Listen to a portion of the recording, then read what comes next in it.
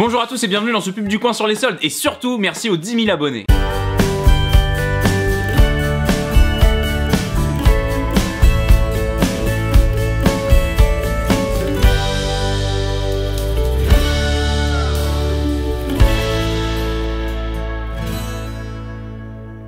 Ça y est, on y est, ça n'a pas pu vous échapper, depuis le 9 janvier et jusqu'au 19 février, on est en plein cœur des soldes d'hiver. Alors cours d'histoire, analyse, arnaque et rire entre amis, c'est parti pour un épisode de folie. Bon Julien, déjà les soldes, qu'est-ce que c'est et ça vient d'où? Bon, les soldes vous connaissez le principe, alors très brève description. Les soldes consistent à vendre avec une réduction des prix ou des produits invendus et proposés à la vente depuis plus d'un mois, notamment dans le cas des vêtements. Maintenant, d'où ça vient? Attention, petit retour dans le passé, on va au 19e siècle. Dans les années 1830, Simon Manoury, un Normand, je le précise parce que Arthur m'y oblige, dispose d'un magasin rue du Bac à Paris nommé le Petit Saint-Thomas. Simon Manoury est ce qu'on peut appeler un commerçant dans le turfu comme disent les jeunes. Il met en place des ventes à distance et affiche un système de prix fixe. Il est le premier à créer les fameuses soldes afin d'écouler les stocks des invendus de la saison passée. À ses côtés, il y a un jeune vendeur, Aristide Boucicaut, qui apprend beaucoup et fondera au même endroit 20 ans plus tard le célèbre Bon Marché. Et c'est là que le concept des soldes prend de l'ampleur. Il sera d'ailleurs reproduit par les voisins du Bon Marché.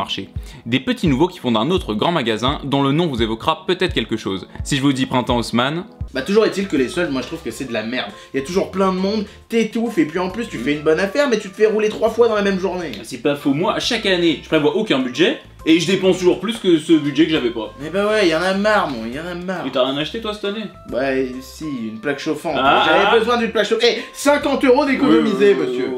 Plaque chauffante, plaque chauffante, plaque chauffante, plaque chauffante. Maintenant je vais vous présenter une campagne de communication sympa pendant les soldes. Cap sur l'opération Semi-Naked de Desigual. La marque Desigual a été créée en 1984 à Ibiza. Elle propose des vêtements très colorés, décalés, voire psychédéliques.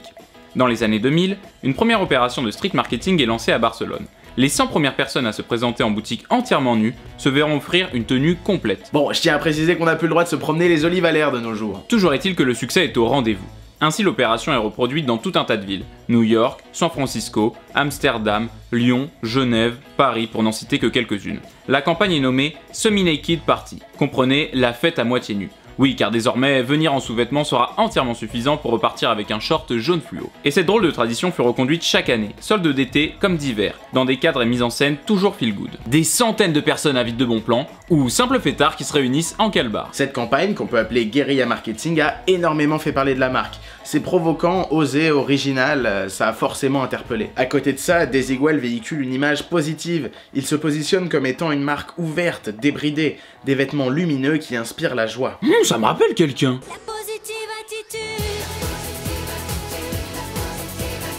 C'est bien ce que je veux dire, il y a un côté bon enfant, positif et délirant qui vient contrecarrer le côté trash. En tout cas, à chaque fois, il y a eu de grosses retombées presse, et la marque a vraiment décollé suite à ça, elle est présente à l'international. En plus d'être originale, ce n'est pas si coûteux que ça, et les consommateurs sont les premiers acteurs de cette campagne. Carton plein pour eux. Mais nous on passe notre temps à se mettre à poil sur YouTube, Instagram, tout ça, et pourtant on n'a jamais rien eu, même pas une chaussette. On est pire que des elfes de maison. En même temps, quand tu vois la gueule d'un t-shirt Desigual, franchement, moi je passe mon tour. Hein. C'est vrai qu'ils sont dégueulasses. Ouais, c'est moche. Bon, c'est pas tout, mais on a d'autres campagnes à analyser. Est-ce que vous avez vu cette pub de... Oh, excusez-moi de vous couper, mon cher Julot, mais j'entends retentir tout de suite l'alerte scandale qui... Oh, c'est bon, ça c'est... Qu'est-ce que c'est? Qu'est-ce que c'est l'alerte? Qu'est-ce que c'est? Alors figurez-vous qu'une polémique vient d'éclater sur les réseaux sociaux où une vidéo choc, je dis bien choc, a été récupérée dans un Zara. En effet, on y voit un jeune homme gratter une étiquette et découvrir que le prix affiché comme soldé est au-dessus du prix non soldé de l'article. Oh, ça c'est du bon scandale, c'est du n'importe quoi, enfin, on nous prend pour des pigeons, nous prend Oh bah pour attendez, Julien, on m'informe tout de suite à l'oreillette qu'en fait non, le scandale serait annulé, car il s'agirait du prix espagnol non soldé qui est de base moins cher. Voilà, c'était ça sur l'étiquette. Wow. Donc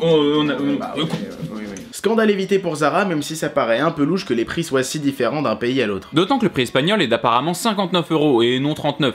Mais enfin. Toujours est-il que même si dans ce cas-là il n'y a pas eu d'arnaque, les escroqueries dans ce genre, ça existe. Il est commun que les magasins utilisent des petits subterfuges pour rendre leurs soldes plus attractives. Il y a effectivement la technique de carrément mentir sur le prix précédent, mais certains gonflent aussi les prix en prévision des soldes afin de créer une réduction plus importante. Ça c'est pas Jojo, et ça peut vous valoir une visite désagréable de la répression des fraudes. C'est pareil pour les magasins qui t'aguichent avec des moins 80% sur les devantures et quand tu te retrouves devant l'étiquette c'est des moins 40. Puis il y a aussi ceux qui utilisent le terme solde alors qu'en fait on n'est pas du tout surtout dans la période légale. N'empêche que ça prouve bien l'efficacité des soldes sur les clients. Si les marques sont prêtes à prendre autant de risques pour faire paraître leurs remises plus attractives, c'est bien que celles-ci leur font gagner beaucoup de fric. Pour rappel, avec ce genre d'arnaque, ils risquent jusqu'à 300 000 € d'amende et 2 ans de prison. C'est pas rien quand même. Les promos, ça fait vendre tout seul. La preuve, avec Arthur, on a cherché des spots un petit peu créatifs pour cette chronique. Et ben on a bien galéré, hein. Ça sert à quoi de se creuser la tête quand il suffit d'écrire en gros moins 50%? Oh, fais pas le défaitiste, Julot, on en a quand même trouvé une sans patoche. Et ça fait longtemps que j'ai pas dit ça, mais...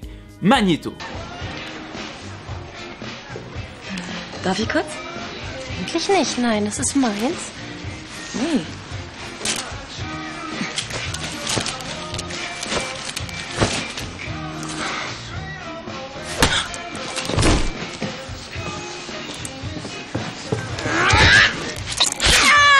Willst du? Hey!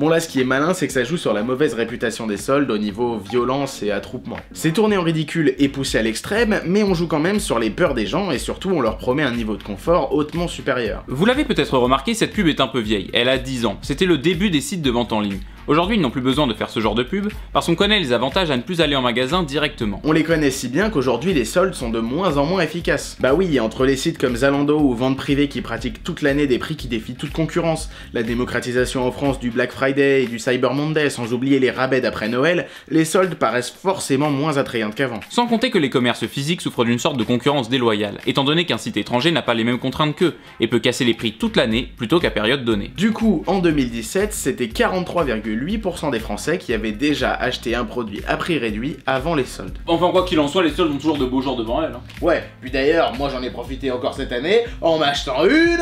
Black chiffon, black chiffon, black chiffon, black chiffon. Et bah justement, en parlant de soldes, ça tombe bien, en ce moment l'abonnement à la chaîne est à moins 50%. Moins 50%, mais attends, ça fait combien ça? Ça fait 0. Zéro, mais c'est une occasion qu'il faut pas rater. Pour s'abonner à la chaîne de Lance Production et à dans 2 semaines.